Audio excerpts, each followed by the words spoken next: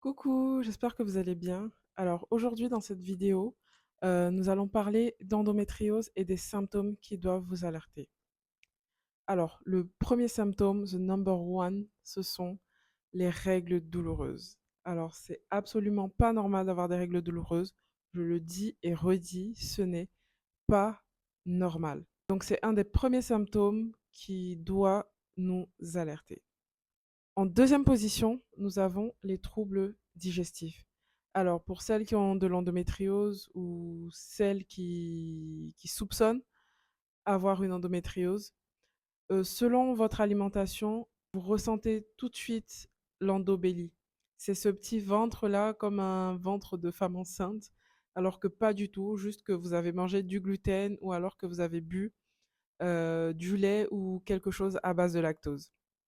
Donc ça fait partie des troubles digestifs. Certaines seront plus sujettes à de la constipation et d'autres de la diarrhée. Je sais, ce n'est pas glamour, mais c'est la réalité de l'endométriose. En troisième position, on a les troubles urinaires. Alors les troubles urinaires, dit comme ça peut paraître un peu anodin, mais en fait, pas du tout. Les troubles urinaires peuvent, exercer une pression sur notre vessie et faire qu'on ne se vide pas totalement. C'est-à-dire que tu peux aller faire pipi, tout de suite et dans 10 minutes, tu repars parce que tu as encore envie, tu t'es pas vidé totalement. Et ensuite, ça peut également exercer certaines pressions sur le rein et donc entraîner des symptômes, rénaux qui peuvent être plus ou moins graves. Donc vraiment, c'est un symptôme à ne pas négliger. En quatrième position, on a les douleurs pelviennes et lombaires. Alors quand je parle de douleurs pelviennes et lombaires, ça peut être tout ce qui est douleur, bas du ventre, douleur, bas du dos, lombaire, sciatique, cruralgie. Ces symptômes-là peuvent être vraiment très, très, très handicapants, au quotidien. Dans tous les domaines, en fait, professionnel, personnel, ça peut être vraiment lourd à gérer. Certaines personnes ont des douleurs uniquement pendant les règles, certaines ont des douleurs en dehors des règles et certaines ont des douleurs chroniques. Alors quand ça devient, chronique, c'est-à-dire, tout le temps, du 1er au 31, alors effectivement là, c'est difficile. Ça impacte vraiment, la qualité de vie. Donc faut pas hésiter à consulter quand ces douleurs commencent à survenir. En cinquième position, nous avons la fatigue chronique. Alors les personnes souffrant, de fatigue chronique, et je pense que 90 des femmes souffrant d'endométriose doivent, avoir de la fatigue chronique. Ça peut être très pénible parce que tu dors correctement, tu manges correctement, mais tu es tout le temps fatigué. Ça impacte ta vie au niveau social, professionnel, amical, familial. De toute façon, tous ces symptômes-là impactent nos vies. Mais la fatigue chronique ça peut être vraiment très, très lourd. Donc ne pas hésiter à en parler à son médecin également. Il y a des solutions qui existent pour, aider à lutter contre cette fatigue. En sixième position, il y a également les douleurs lors, des rapports. Alors, ça peut être aussi, un frein déjà dans votre couple et toutes les femmes n'ont pas cette, liberté d'expression, d'en parler à son compagnon ou d'en parler à son gynéco. Je sais que beaucoup de femmes, pour avoir parlé avec certaines, ont tendance à le garder pour soi. C'est quelque chose qu'elles vont pas dire parce que c'est des sujets qu'elles n'ont pas l'habitude de parler. Pour elles, c'est quelque chose de très personnel. Donc vraiment, ça aussi, faut pas hésiter à en parler à son gynéco. Il entend tout, il en a vu des vertes et des pas mûres.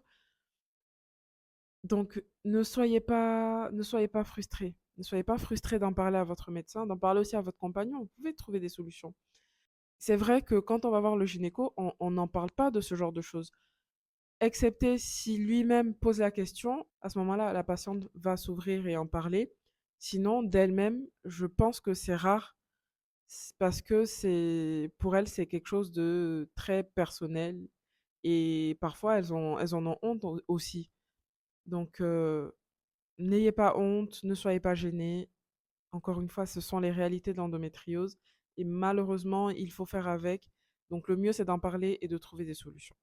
Et pour finir, il y a l'infertilité qui est en même temps un symptôme, mais aussi une conséquence de l'endométriose, je dirais.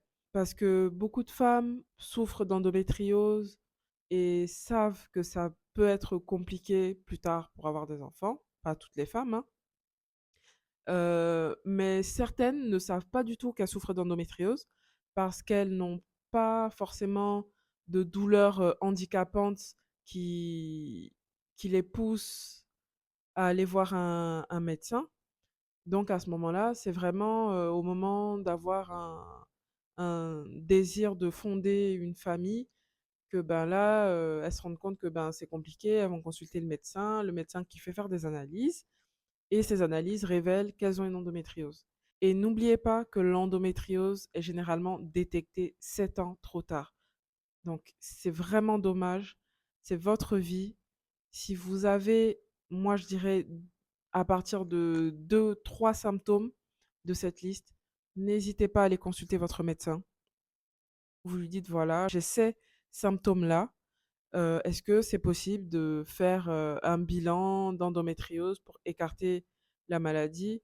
Il faut savoir que certains de ces symptômes aussi ne sont pas forcément, liés à l'endométriose, mais peuvent être également liés à d'autres maladies comme, le syndrome des ovaires polykystiques, SOPK, des fibromes.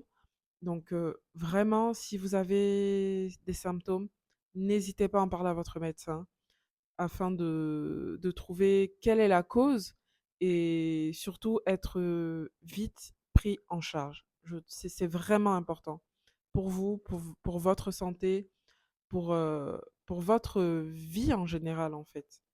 Voilà. Alors c'est tout pour cette vidéo. J'espère qu'elle vous a plu. Si vous avez des questions, si vous avez des remarques, s'il y a des symptômes que j'ai oubliés, n'hésitez pas à écrire en commentaire. Et voilà, j'espère que cette vidéo en aidera beaucoup et je vous dis à très bientôt. Ciao, ciao.